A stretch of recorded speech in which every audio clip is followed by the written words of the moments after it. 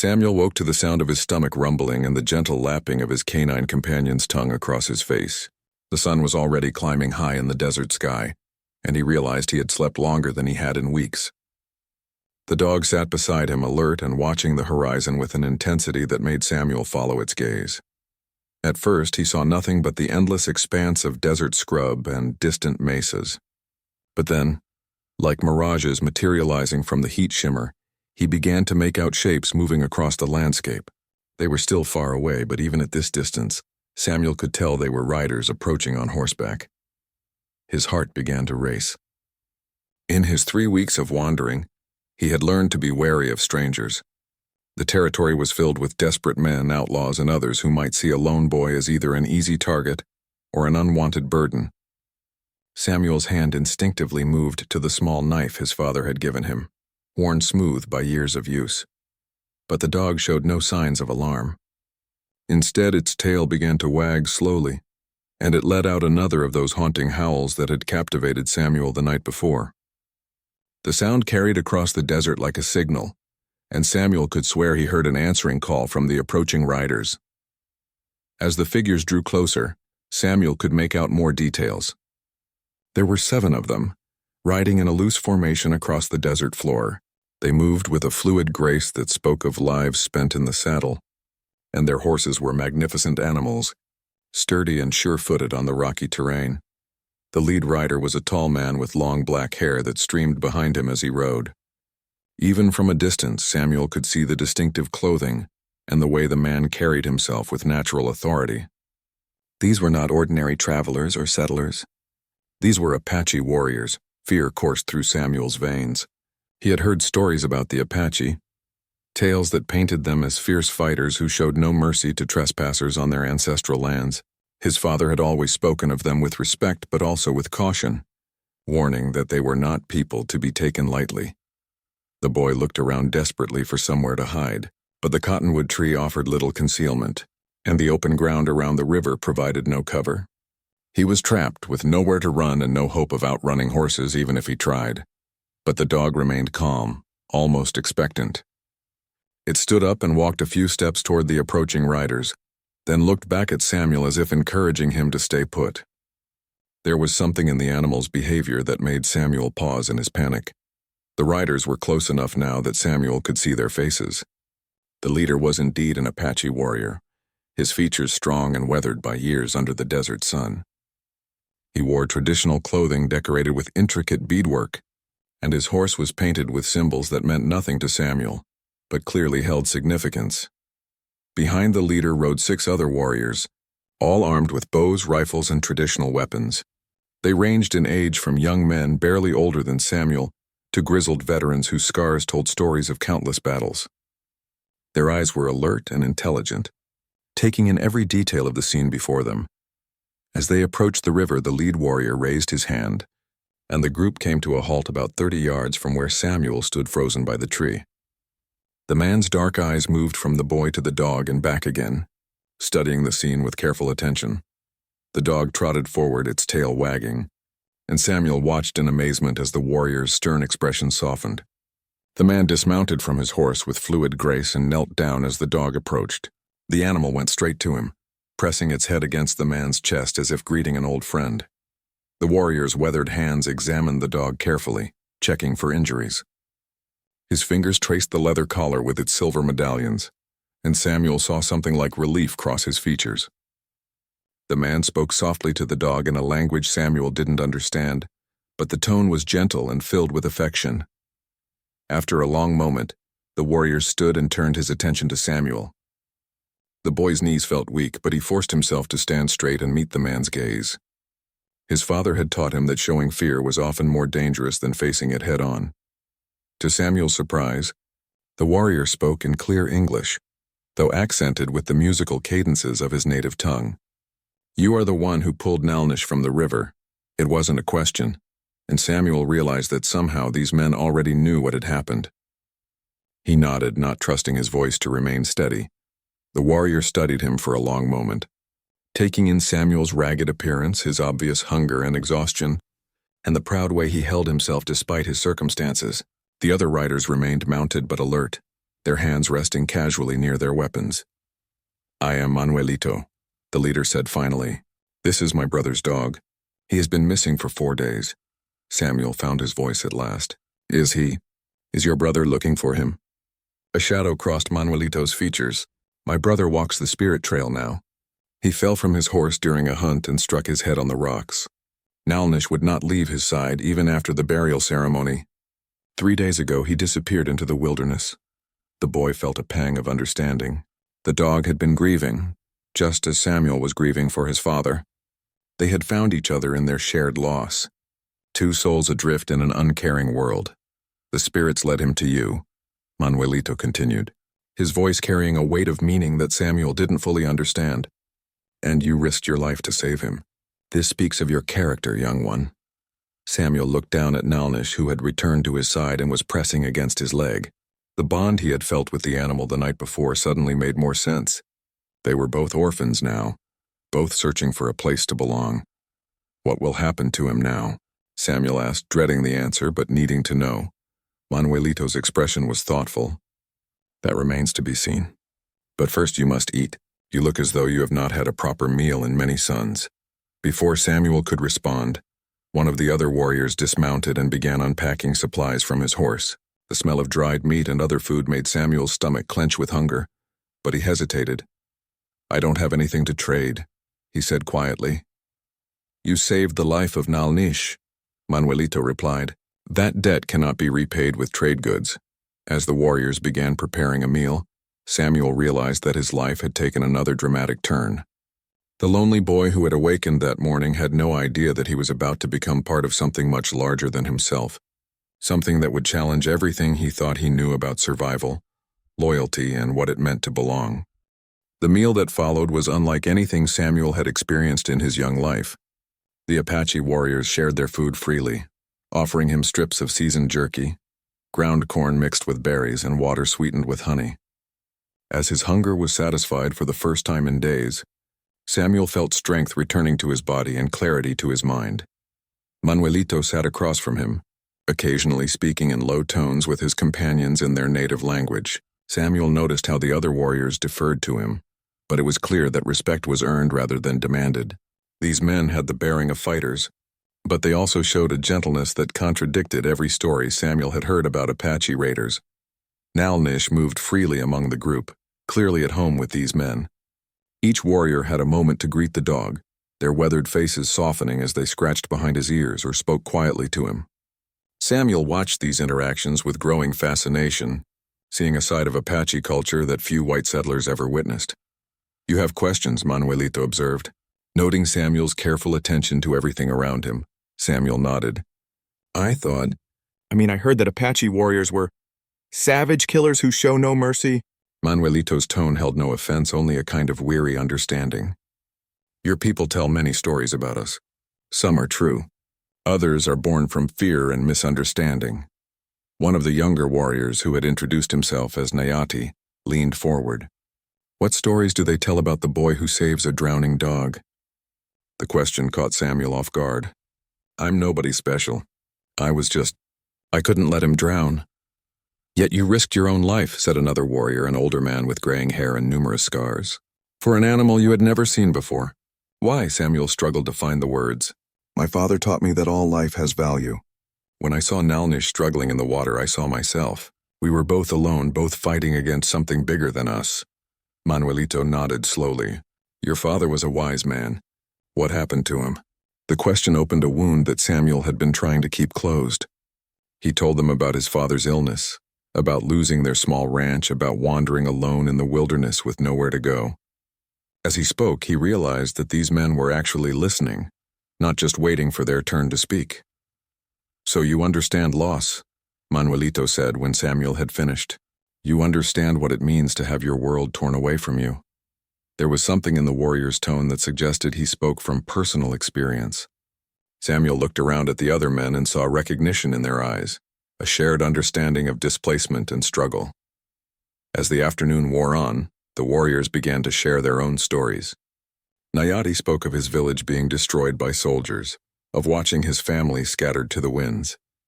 The older warrior, whose name was Dahana, told of fighting a war that seemed to have no end, of constantly moving to stay ahead of an enemy that grew stronger every year.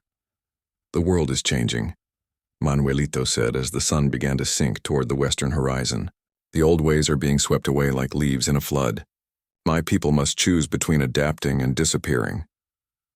Samuel found himself drawn into these conversations, his natural intelligence and genuine curiosity earning him nods of approval from the warriors. They seemed surprised by his knowledge of the land, his ability to find water and edible plants, his understanding of weather patterns and animal behavior. "Your father taught you well about the desert," Dahana observed. "These are not skills most white children learn." "He said the land doesn't care what color you are," Samuel replied. "It will kill you just as quickly if you don't respect it." This drew actual laughter from several of the warriors, the first time Samuel had heard such a sound since his father's death. The laughter was warm and genuine, and he felt something loosening in his chest that he hadn't realized was tight. As evening approached, the warriors made it clear they were preparing to stay the night. They set up the efficient camp with the practiced ease of men who had spent most of their lives under the open sky. Samuel watched them work, noting how each man had his role and how they functioned as a seamless unit. Nalnish stayed close to Samuel throughout the afternoon and evening, as if the dog had already made his choice about where he belonged. The animal's loyalty was clearly torn between his original people and the boy who had saved his life, but he seemed to have decided that his duty now lay with Samuel. When the fire was built and the evening meal prepared, Manuelito began to speak of his brother, the dog's original owner. His name had been Ashki, and he had been known throughout their band as a gifted hunter and tracker. More importantly, he had been known for his kindness to animals and his ability to communicate with them in ways that seemed almost magical. Ashki believed that animals choose their own companions, Manuelito explained, his eyes reflecting the firelight. He said that Nalnish came to him not because he was captured or trained, but because their spirits recognized each other. Samuel looked down at the dog sleeping peacefully beside him, one paw resting on the boy's leg. "What does that mean for me?" "It means," said Manuelito, "that my brother's spirit may be guiding Nalnish to where he belongs now. The question is, what do you want from your life?" It was a profound question for a 12-year-old boy, but Samuel had been forced to grow up quickly. He thought about his options, such as they were. He could continue wandering alone, struggling to survive until the desert or starvation or wild animals claimed him. He could try to reach one of the distant towns and hope someone would take pity on an orphan boy. Or, "I want to learn," Samuel said finally. "I want to understand this land and the people in it. I want to be useful to someone, to belong somewhere." The warriors exchanged glances, and Samuel saw something pass between them, a silent communication that spoke of shared understanding and mutual respect. "Learning requires teachers," Dahana said quietly, "and teachers must believe their student is worthy of their knowledge." "Are you offering to teach me?" Samuel asked, hardly daring to hope. Manuelito stood and walked to the edge of the firelight, gazing out at the star-filled sky. When he spoke again, his words carried the weight of a decision that would change everything. "Tomorrow we will learn what the spirits have planned for all of us. Tonight we rest and prepare ourselves for whatever comes next." Samuel fell asleep that night with more questions than answers, but for the first time since his father's death, he felt the stirring of hope in his chest. The dog beside him seemed to sense his changing mood, pressing closer as if offering comfort and reassurance that whatever lay ahead, they would face it together. Samuel woke before dawn to find the camp already stirring. The Apache warriors moved quietly in the pre-dawn darkness, their actions efficient and purposeful. Nalnish was sitting alert beside him, ears pricked as if listening to sounds Samuel couldn't detect. Manuelito approached as Samuel sat up, rubbing sleep from his eyes. "Come," the warrior said simply. "Today you will be tested." The words sent a chill down Samuel's spine, but he stood without hesitation. Whatever this test involved, he sensed that his entire future hung in the balance. As the other warriors prepared their horses, Manuelito led Samuel a short distance from the camp. "If you are to travel with us, you must prove that you can contribute to our survival," Manuelito explained. "Apache warriors do not carry dead weight. Every member of our band must be able to provide for himself and help protect the others." Samuel nodded, understanding the logic even as his stomach knotted with anxiety. What do I need to do? Instead of answering directly, Manuelito pointed toward a rocky outcrop about a mile away. Do you see that mesa? At its base, there is a spring hidden among the rocks. Your test is to find that spring, fill this water pouch, and return to us before the sun reaches its highest point. He handed Samuel a leather water container and a small piece of jerky. You may take Nalnish with you if he chooses to come, but you will have no other help. Samuel looked at the distant rocks, calculating the distance and the time he would have. It seemed simple enough, but he had learned not to trust simple appearances in the desert. What makes this a test? Manuelito's weathered face creased in what might have been a smile. The spring is well hidden. Many have searched for it and failed. And you will not be alone on your journey. Before Samuel could ask what that meant, Nalnish stood and began walking toward the mesa. The dog paused and looked back as if asking Samuel to follow. With a deep breath, the boy shouldered the water pouch and set off across the desert floor. The ground was rough and uneven, covered with loose rocks and thorny scrub that caught at his clothing and scratched his legs. Samuel had grown tough during his weeks of wandering, but this terrain was more challenging than anything he had encountered before. Nalnish moved easily across the landscape, his paws finding secure footing where Samuel struggled. As they walked, Samuel began to notice that they weren't alone. Shadows moved in his peripheral vision, keeping pace with them but staying hidden behind rocks and vegetation. At first he thought it might be wild animals, but gradually he realized that the shadows moved too purposefully, too intelligently. They were being followed, probably by some of the Apache warriors. This was clearly part of the test, though Samuel wasn't sure what they were watching for. He forced himself to focus on the task ahead, using the skills his father had taught him to read the landscape and look for signs of water. The mesa loomed larger as they approached, its red rock walls rising steeply from the desert floor. Samuel studied the base carefully, looking for the telltale signs of a hidden spring. His father had taught him to watch for certain plants that grew near water, to look for particular rock formations that indicated underground streams. Nalnish seemed to know where they were going, trotting confidently toward a specific section of the mesa's base. Samuel followed, trusting the dog's instincts. As they got closer, he began to notice subtle differences in the vegetation. Certain plants grew more lushly in one area, and the rocks had a different coloration that suggested they were frequently dampened. But finding the general area was only the beginning. The spring itself remained hidden among a jumble of boulders and fallen rock. Samuel began to search systematically, moving rocks and peering into crevices. The sun was climbing steadily, and he was acutely aware of his limited time. Nalnish disappeared behind a large boulder, and Samuel heard the sound of lapping. He hurried around the rock and found the dog drinking from a small pool of crystal-clear water that bubbled up from an underground source. The spring was perfectly concealed, invisible unless you knew exactly where to look. Samuel filled the water pouch quickly, but as he prepared to leave, he heard a low growling sound that made his blood run cold. He looked up to see a mountain lion perched on a ledge about 20 feet above them, its yellow eyes fixed on him with predatory intensity. The big cat was magnificent and terrifying, its muscles coiled for a spring. Samuel's hand moved instinctively to his small knife, but he knew it would be useless against such a powerful predator. Nalnish had stopped drinking and was standing perfectly still, his body tense and alert. For several heartbeats, boy, dog, and mountain lion faced each other in a tableau of potential violence. Samuel fought the urge to run, knowing that flight would only trigger the cat's hunting instincts.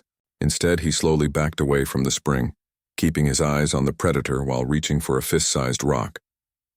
The mountain lion's tail twitched, and Samuel saw its hindquarters shift as it prepared to leap. Time seemed to slow as the boy's mind raced through his options. He could throw the rock, but he would only get one chance. He could try to shield himself with the water pouch, but that would hardly stop a mountain lion's claws. Just as the cat gathered itself to spring, Nalnish let out a howl that seemed to shake the very rocks around them. The sound was unlike anything Samuel had heard from the dog before, deeper and more primal, carrying notes that seemed to speak directly to some ancient part of the brain. The mountain lion froze mid-crouch, its eyes widening as if recognizing something in that otherworldly sound. For a moment, the three of them remained motionless. Then, incredibly, the big cat relaxed and settled back onto its haunches, regarding them with what almost looked like respect. Samuel hardly dared to breathe as he continued backing away from the spring.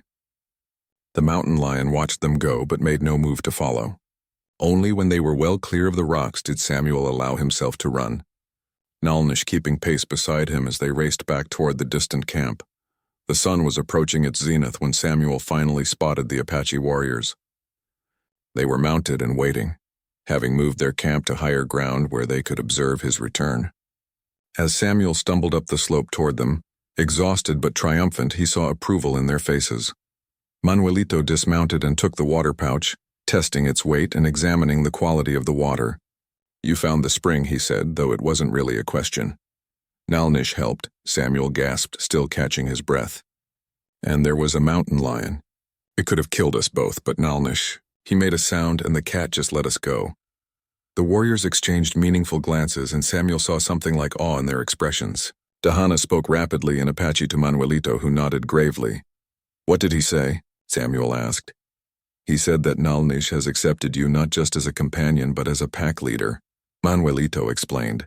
"The sound you heard is one that wolves make to claim territory and show dominance. It is not something that can be taught.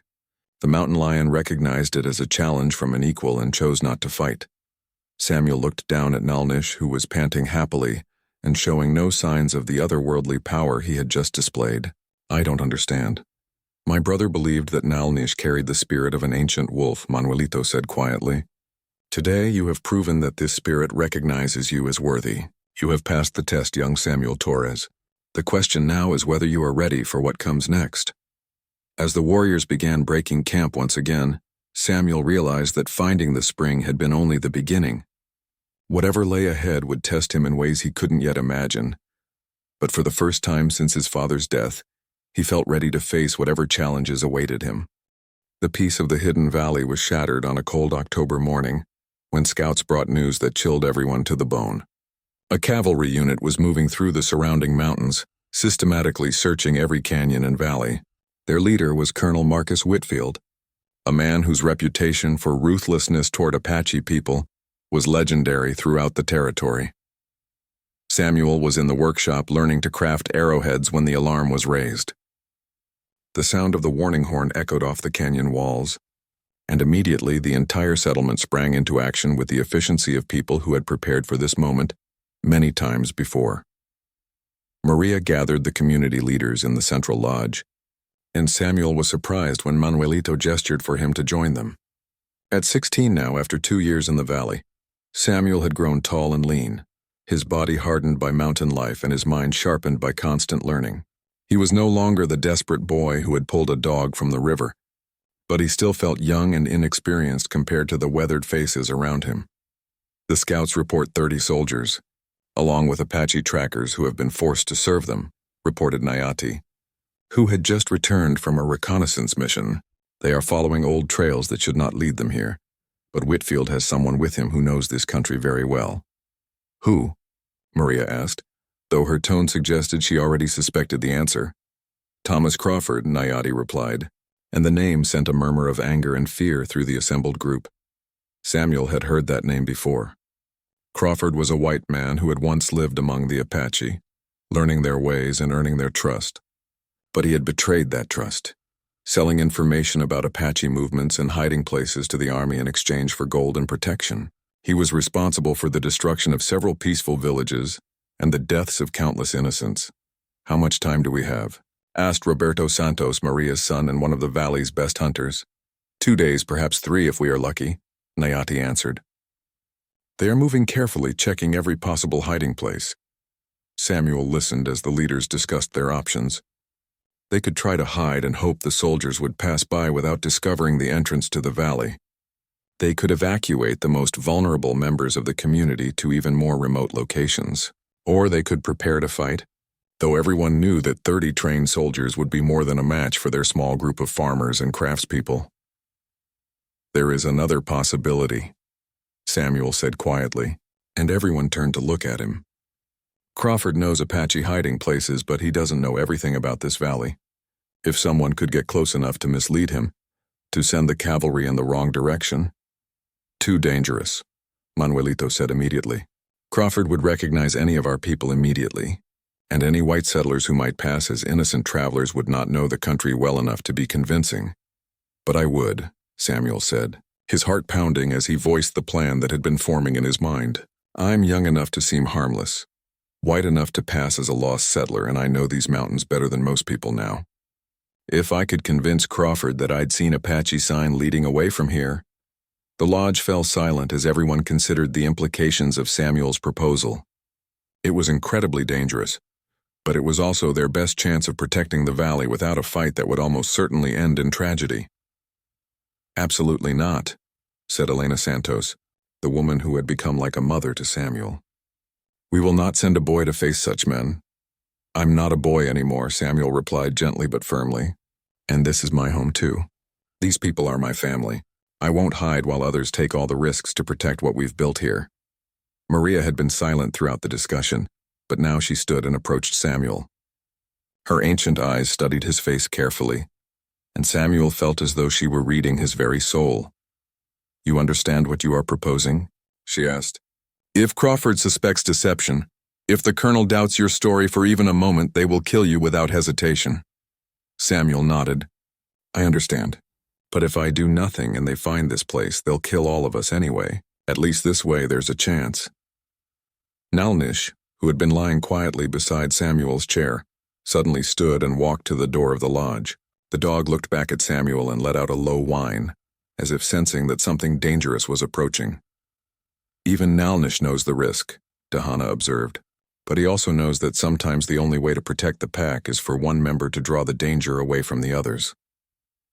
The debate continued for another hour, but Samuel could see that his proposal was gaining support. Finally, Maria called for a vote. One by one, the leaders agreed that Samuel's plan offered their best hope for survival. Then it is decided, Maria said solemnly. Samuel will go out to meet the cavalry and try to mislead them. But he will not go alone. Manuelito and 2 others will shadow him at a distance, ready to intervene if things go wrong. As the meeting broke up and people began preparing for what might be their last night of peace, Samuel felt a mixture of fear and determination unlike anything he had ever experienced. Tomorrow, he would leave the safety of the valley and deliberately seek out the most dangerous men in the territory. His life and the lives of everyone he had come to love would depend on his ability to convince hardened soldiers that he was nothing more than a lost and harmless boy. That night, as Samuel lay awake listening to the sounds of the valley settling into an uneasy sleep, Nalnish pressed close against him. The dog's presence was comforting, but Samuel knew that tomorrow they would be separated, perhaps forever. The boy who had once saved a dog from drowning was about to discover whether the bond they had forged would be strong enough to save them all. The first pale light of dawn was already creeping over the canyon rim when Samuel finally fell asleep, his dreams filled with visions of soldiers and gunfire, of choices that could not be taken back, and of a test that would determine not just his own fate, but the future of the hidden valley and all who called it home. The Apache band traveled for 3 days through terrain that grew increasingly remote and wild. Samuel rode behind Nayati on a sturdy paint horse, learning to move with the animal's rhythm and to read the subtle signs that the warriors used to communicate with each other across distances. Nalnish ranged alongside them, sometimes disappearing into the brush only to reappear hours later with fresh game for their evening meals. As they climbed higher into the mountains, the landscape changed dramatically. The harsh desert gave way to pine forests and hidden meadows where wildflowers bloomed in profusion. Samuel had never seen country like this, and he found himself constantly amazed by its beauty and diversity.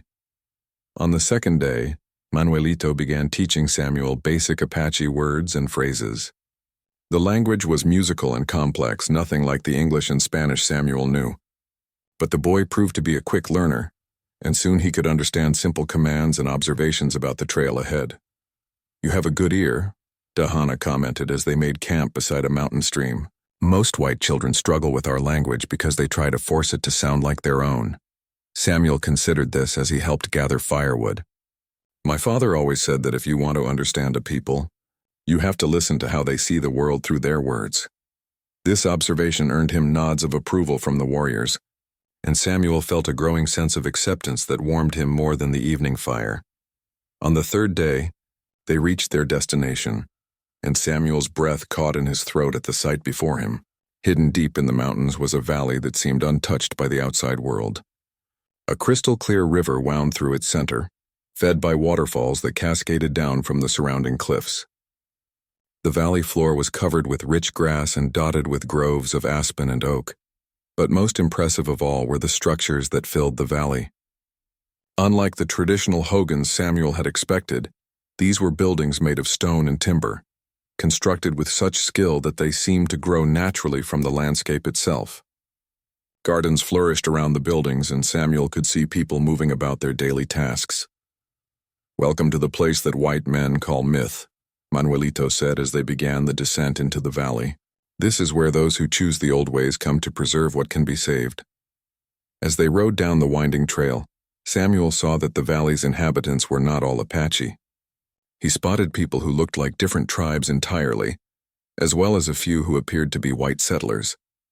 Children played together regardless of their heritage, their laughter echoing off the canyon walls.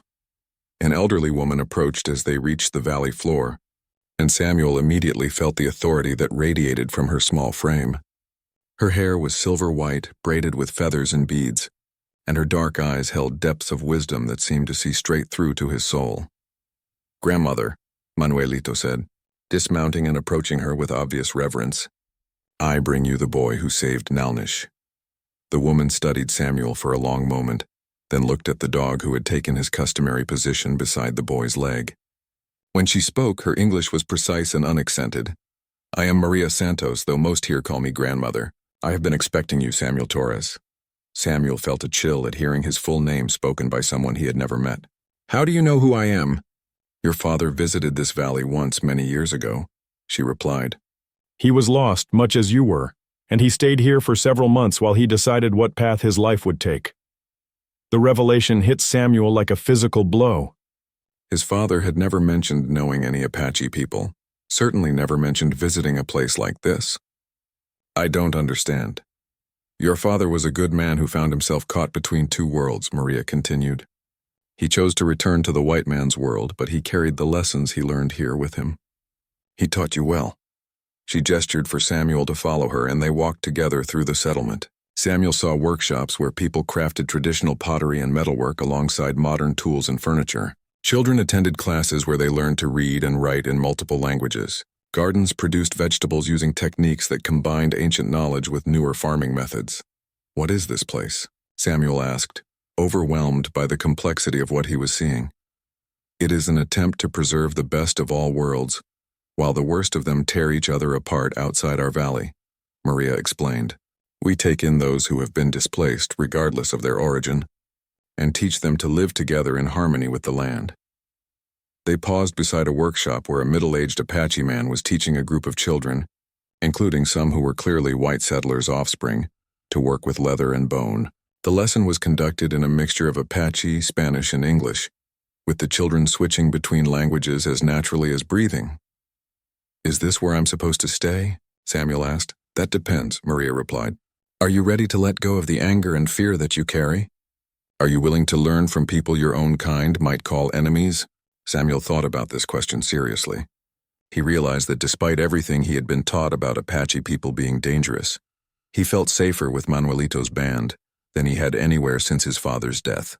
These people had shown him more kindness and respect in 4 days than he had received from his own people in months. "I think I am," he said finally. Maria smiled, the expression transforming her weathered features. "Then we will see what you are capable of becoming." Over the following weeks, Samuel was introduced to a way of life that challenged everything he thought he knew about survival and community. He was assigned to live with a family that included an Apache father, a Mexican mother, and 3 children of mixed heritage.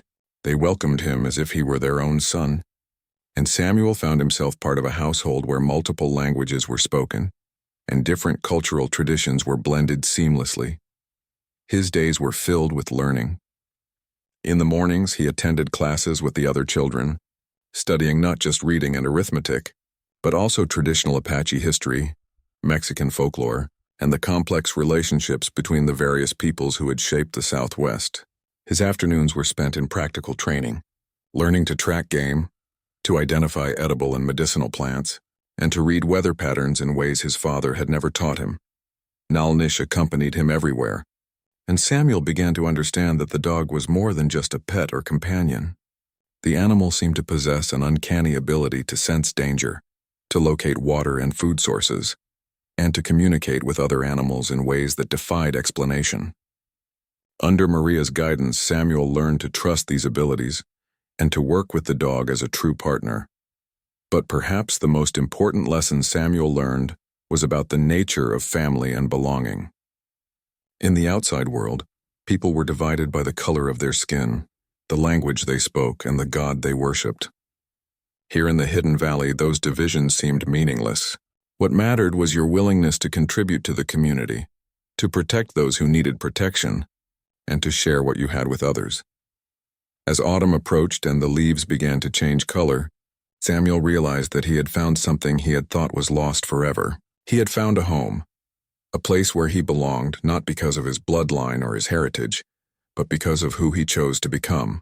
The destitute boy who had pulled a dog from a river had grown into someone stronger, wiser, and more complete than he had ever imagined possible.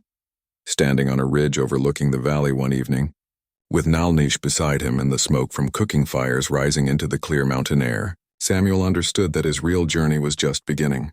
The skills he was learning, the bonds he was forming, and the wisdom he was gaining would soon be tested in ways he couldn't yet imagine. But for now, he was content to be exactly where he was, surrounded by people who had chosen to create something better than the world they had left behind. Samuel rode out of the hidden valley as the sun crested the mountains, his heart heavy with the weight of what he was about to attempt. He had dressed in his oldest clothes and deliberately roughened his appearance to look like a settler's son, who had been lost in the wilderness for days. Nalnish had wanted to follow, but Samuel had firmly ordered the dog to stay behind, knowing that the animal's presence might raise suspicions.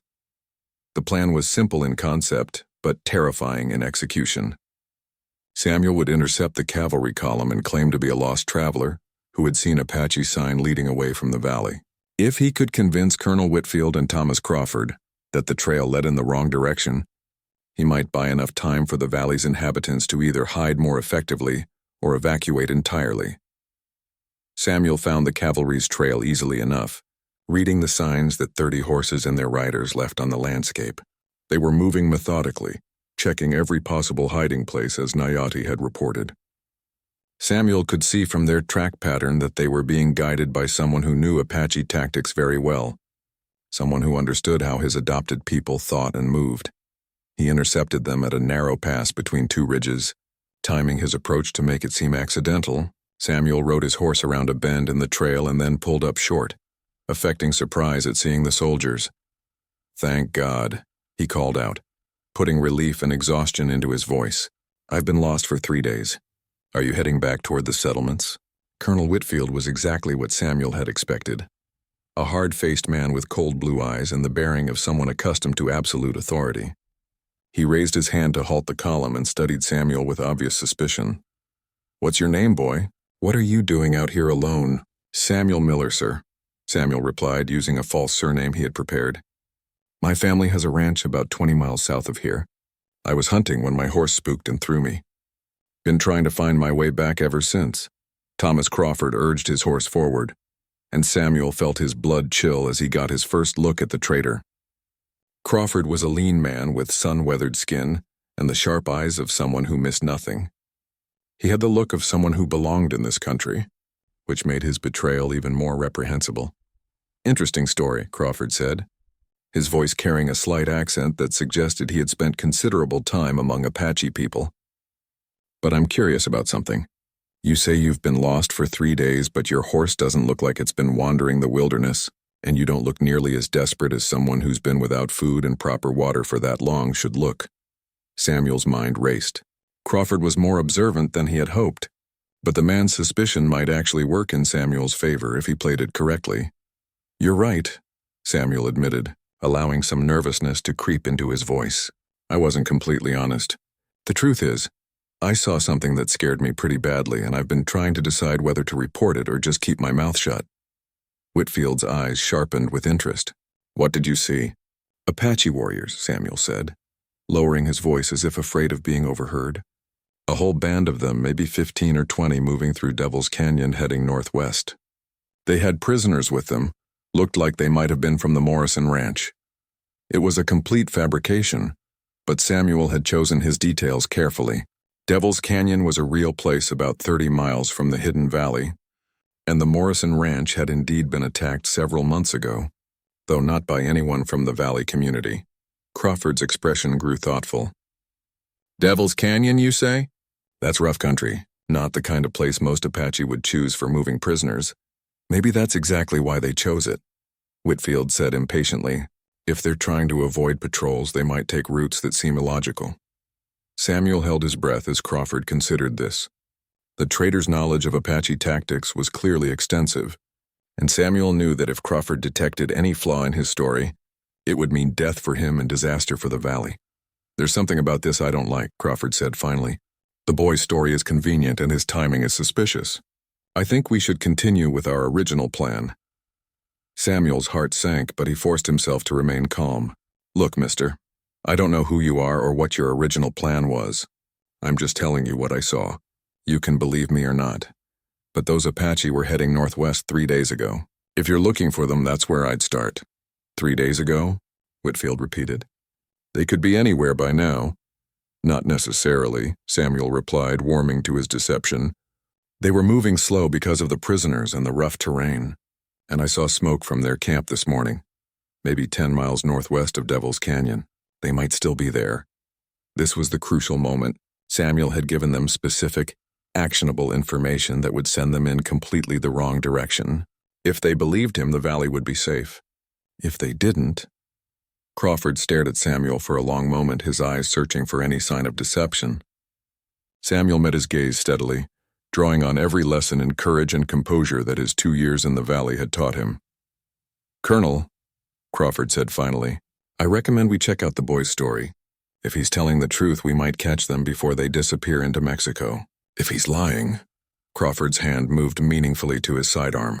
Well, we'll deal with that when we know for sure. Whitfield nodded curtly. We'll investigate Devil's Canyon, but you're coming with us, boy, to show us exactly where you saw this Apache camp. Samuel's blood turned to ice. He had hoped to point them in the right direction and then slip away, but now he was trapped. Going with them would mean maintaining his deception for days, possibly weeks, and sooner or later Crawford would realize he had been deceived. I was hoping to get back to my family, Samuel said weakly. Your family will have to wait, Whitfield replied coldly. You've made yourself a witness in a military operation. You'll come with us until we've verified your information. As the cavalry column formed up around him, Samuel caught a glimpse of movement on a distant ridge. For just a moment he saw a familiar figure silhouetted against the sky before it disappeared behind the rocks. Manuelito was keeping his promise to shadow the expedition, but Samuel knew there was little his Apache friend could do against 30 armed soldiers. As they rode toward Devil's Canyon and whatever fate awaited him there, Samuel thought about the Hidden Valley and the people who had become his family. He had bought them time, perhaps enough time to save themselves. Whether he would live to see them again remained to be seen. But he had learned something important in his years with the Apache. Sometimes the greatest victory came not from winning a fight, but from choosing what you were willing to sacrifice to protect those you loved. The boy who had once pulled a drowning dog from a river had grown into a young man willing to risk everything for his chosen family. Win or lose, live or die, Samuel Torres had finally discovered who he was meant to be. Behind him, many miles away, Nalnish stood on a ridge overlooking the Hidden Valley, howling a song of loss and loyalty that echoed across the mountains like a prayer for the safe return of the pack leader who had saved them all.